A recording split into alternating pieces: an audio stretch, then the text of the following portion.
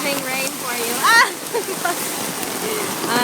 I just got off of work and I don't live very far, but I luckily had an umbrella at work, but I'm soaking wet still.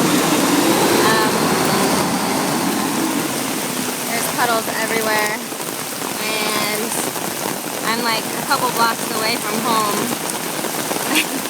and I'm about to step in this water.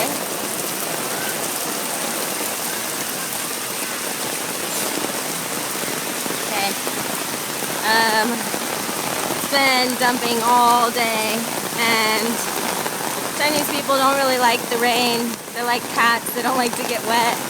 So it's really funny to watch. But there's no lightning or thunder right now.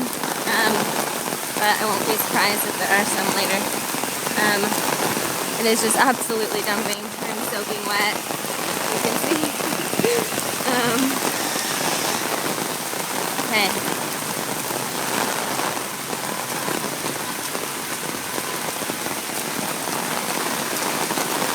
It's really warm actually outside. And I love it when it rains because I feel like Beijing is getting a rinse which it needs often.